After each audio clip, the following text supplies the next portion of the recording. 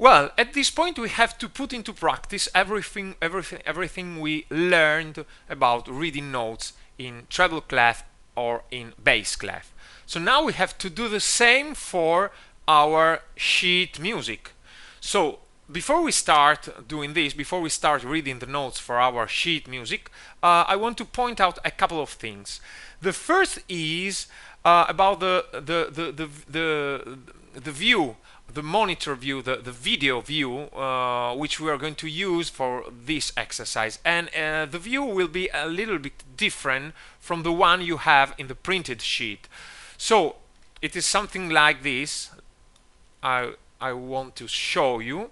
So as you can see, we have a lateral view, and since in the case, so while in the case of the printed sheet, after the fourth bar we go to the following, to the next line. In this case, we keep going on using the same line. Okay, so this is the first thing. The second thing is something very practical, and it's about how to find the notes. And if you want, you can, as in the exactly way I will do, you can write the name of the notes above the notes themselves. So when we will find the notes, you will see that I will write the note, the name of the note, of each note above the corresponding note. So you can do the same with a pencil or with a pen, as you prefer, on your printed sheet. And this is quite important because you will see that it will be very useful for the next exercise. So let's start by reading the notes for the treble staff, so the right hand staff. In this case, we have to take a look at the starting note, which is, as you can see, the middle C, the exact middle C of the piano. So here above this note I write the C. Okay. Then, of course, once we have found the first note, which is of course the middle C, we have to find the following note, the next note, and we can to find the names of the note. It is quite intuitive. We have to go through the different steps. So from one line to the next space, so from one space to the next line. It is something like this. It is quite easy. So once we know the ascending succession of the names of the notes, it is A, B, C, D, C, D, E, F, G, A, B, and then again the C of the following octave, and of course the descending succession. It is very easy. So here we have the next step from the ledger line. We have now this note which is written on the space above the first ledger line. So it is exactly one step. So we have to choose the name, the corresponding name of the next ascending, the next higher note, the next higher name, we could say. So the D. So here we are going to write the D. Then again, it is again one step. So I go from this space to the first line. So it is exactly one step. So again, I have to write the E note. Then I have a rest, a whole note rest.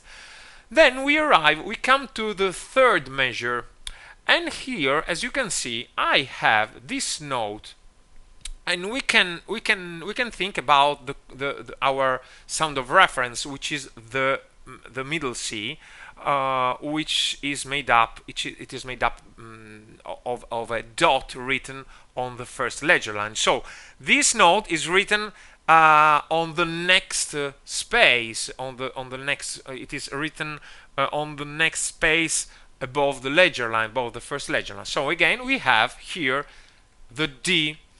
Then we go to the next higher line. So of course we have a D. A E, an E.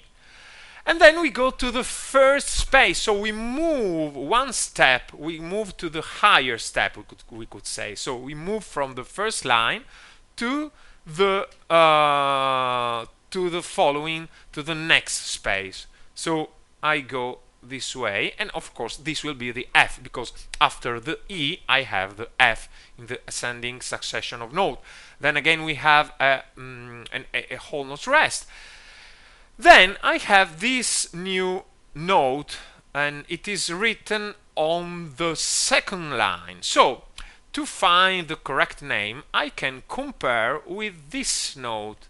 As you can see, we write, we have the F note, which is written on the first space, which of course is below the second line. So of course I have to move up one step. So it is I only have to find the next note, the next higher note in the ascending succession. So after the F I have the G, so I write the G above the note.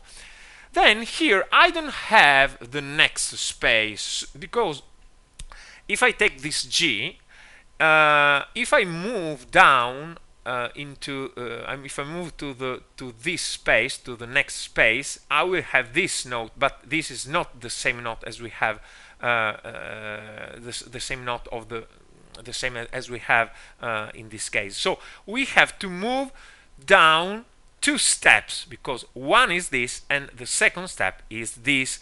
So I move from the line to the space and then to the line. So two steps. So if I move down, if I move to the next lower note from the G, the name should be the F. But now I have to move 2 steps. I have to move down 2 steps. So G, F, and so E is the right name of this note. Then to find this note, I can compare it with this note, because as you can see they are on adjacent steps, on adjacent lines and spaces. So this is on the first line, and this of course is on the first space. So here we have to go up one step. So of course we have the F note. As in the previous measure, when I had to move down 2 steps, here I have to do the same. So I have to move down 1 step, so from the space to the line, and then again another step, so from the line to the step below the first line. So it is 2 steps. So the lower note, the next lower note from the C, of course the name will be the E, but I have to move down to another to find the lower note. So I have to move 2 steps. So it is not the E, but of course the next note is the D. So F and E and D. F, D, E. Sorry, F, E, D. So this is the D note. Then we arrive on this note. I can compare again with this, since they are adjacent. Here I have the D, and this note is on the line above the D. So it will be the E. So I write it above the corresponding note. And of course we are going down one step. We are going down 1 step, and of course this will be the D. And here we come to the ending note, which is the C note, and it is exactly the middle C note. So even if we have a different symbol, since we have the whole note, as you can see, again we have the ledger line, and on this ledger line it is written, the C note is written.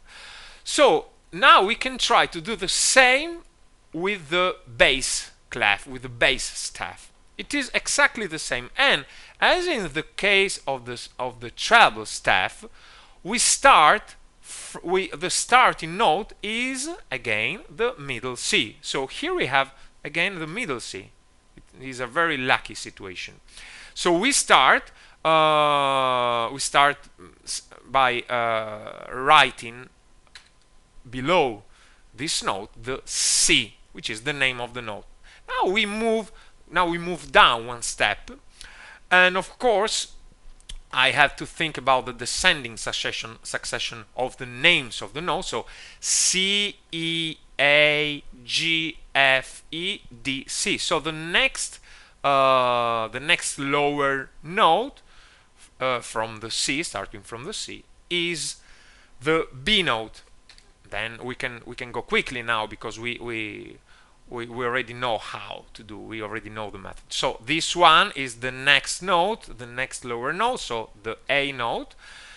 Then to find this note, we can compare it with this note, and this note is written on the 5th line. Please remember that we start counting the lines starting from the bottom to the top. So this is the first line, this is the second, the third, the fourth, and the 5th line, and the same also applies for the spaces. This is the first space, the second, the third, and the 4th space. So now the A note is on the 5th line, and we have to find the note of the note which is on the space above the 5th line. So of course the note above the A is the E, so we write E. Then of course we have we have some addition steps.